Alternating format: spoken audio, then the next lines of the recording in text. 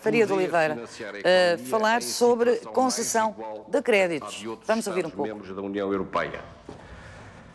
Eu podia identificar, e creio que uma vez já o que eu fiz, mas eu dou só apenas uma enumeração de algumas das razões que levam a que as taxas de juros praticadas nas novas operações de crédito em Portugal sejam superiores às que se verificam noutros países.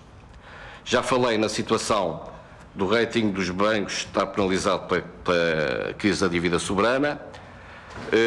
Refiro que ainda não estamos em condições de acesso ao mercado monetário interbancário e na estrutura de recursos por parte dos bancos portugueses, estes ainda serem profundamente penalizados em termos de custos em relação ao preço dos recursos, que é muito superior à das outras instituições. Repare que mesmo os 11% do recurso que derivam do acesso ao BCE, que são só 11%, com a taxa de juros favorável que o BCE coloca para quem recorre a essa linha de financiamento, é superior à taxa de juros paga pelos bancos de maior rating, que pagam uma taxa eónia que é bastante inferior àquela que é cobrada pelo Banco Central Europeu.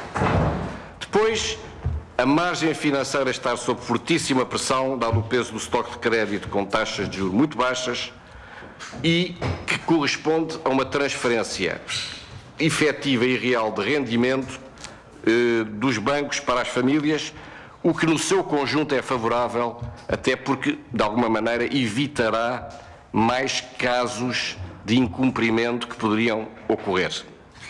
Depois temos todos os efeitos da recessão económica, com repercussão na qualidade dos ativos e principalmente no aumento significativo do rácio de crédito em risco. Depois temos o problema das novas exigências de capital, que eu já referi também aqui, e a aplicação de critérios de atribuição de crédito bastante mais seletivos. Depois temos a evolução do mercado de capitais, em boa parte resultante da crise de dívida soberana, que penaliza fortemente os acionistas e não incentiva a entrada de novos investidores, o que levou ao recurso ao capital do Estado. Depois temos o problema fiscal. Queremos ou não, os bancos portugueses têm um imposto extraordinário que não é praticado nos outros Estados-membros. Tiveram de substituir os bancos no financiamento das empresas públicas porque os bancos internacionais deixaram de o fazer. Registaram perdas atuariais significativas pela transferência dos fundos de pensões para o Estado. Houve várias iniciativas que procuram proteger os consumidores, mas que têm custos, por vezes não avaliados, e de valor enormíssimo para as instituições bancárias.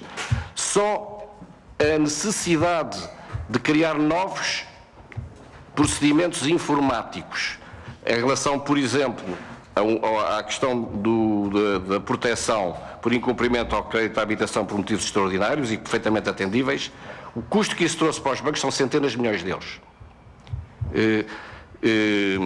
Por força de uma interpretação à letra das regras da concorrência por parte da DGCOM, como sabemos, pagamos um valor extremamente elevado da remuneração dos COCs. Bom, e podia continuar a elencar um conjunto de situações reais que motivam a desvantagem competitiva da banca portuguesa em relação à banca europeia.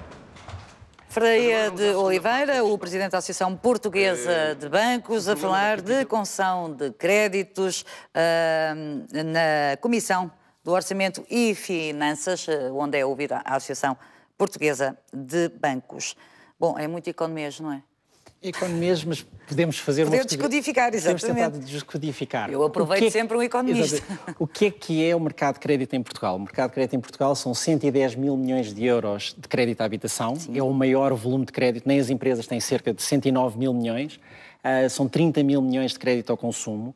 E dentro dos 100 e tal mil milhões de euros que no crédito a empresas, mais de 35% é crédito à construção e atividades imobiliárias. O que é que isso significa? Nos últimos 20 anos, a nossa atividade bancária centrou-se numa triangulação entre crédito à construção, crédito à habitação e, portanto, financiava-se os construtores e financiava-se as entidades que compravam casa, até ao modelo, pura e simplesmente, ter mais oferta de casa do que alguma vez vamos ter portugueses nos próximos anos. Quando nós olhamos para o histórico de incumprimento, que foi aqui apontado pelo engenheiro Faria de Oliveira, de facto o histórico de incumprimento hoje em dia é muito elevado. Porquê? Porque a construção atingindo o teto, estamos a ter níveis de insolvência e de falência e que depois criam, como estava o Pedro a mencionar há pouco, externalidades negativas do ponto que o construtor que acabou a sua casa mas que não a consegue pagar, dá indenizações de pagamento da sua casa ao banco e o banco coloca-a no mercado, muitas vezes a 60%, 70% do valor, impedindo, obviamente, que o construtor que acabou a sua casa e está a vendê-la por 100% venda, não consiga, se pusermos ainda a cereja... Faz concorrência, portanto, literalmente faz concorrência desleal. Quando olhamos para a margem financeira, houve aqui muitos contratos de crédito a 30, 40 e até há 50 anos de crédito à habitação. E quando se fala de facto do peso sobre a margem financeira, o que é que isto significa? Significa que os juros que as famílias neste momento estão a pagar pelos créditos de habitação têm taxas contratualizadas a 30 a 40 anos muito baixas em relação ao custo de dinheiro que os bancos têm hoje em dia. E outra coisa, o incumprimento do crédito à habitação neste momento está em 2%. Há pessoas que estão a pagar menos dos juros do que isso. E, portanto, significa o quê? Que, de facto, há todas essas pressões. No entanto, temos que recordar que todas estas entidades têm uma responsabilidade clara na problemática e todas elas têm de contribuir para se poder ser possível viver nesta terra nos próximos 20 a 30 anos. As pessoas não podem estar prisioneiras ad eterno a uma casa que compraram por 200 mil euros, que já pagaram 20 mil euros e que agora só vale 150 mil euros. Quando se diz para emigrar, mas ao mesmo tempo eu não consigo vender a minha casa porque vou ficar a dever para aí 80 ou 90 mil euros à banca, ainda que o diferencial da dívida vale o valor do mercado, há que gizar soluções. E só queria terminar com uma coisa.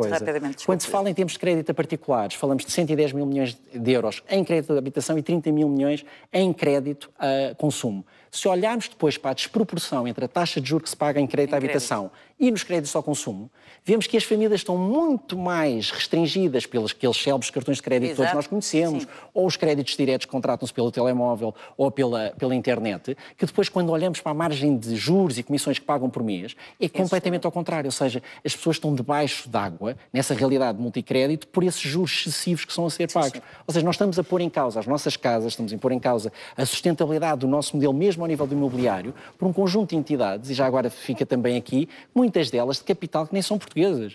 Ou seja, ao final do dia, a transferência desses juros e comissões vão todos para Paris. Portanto, à partida, nós também temos de ter aqui um mínimo de patriotismo e nacionalismo, no sentido de querer equilibrar as nossas famílias e tratar delas como os franceses e os alemães tratam das suas. Portanto, temos que ter aqui também uma noção de sustentabilidade do ecossistema.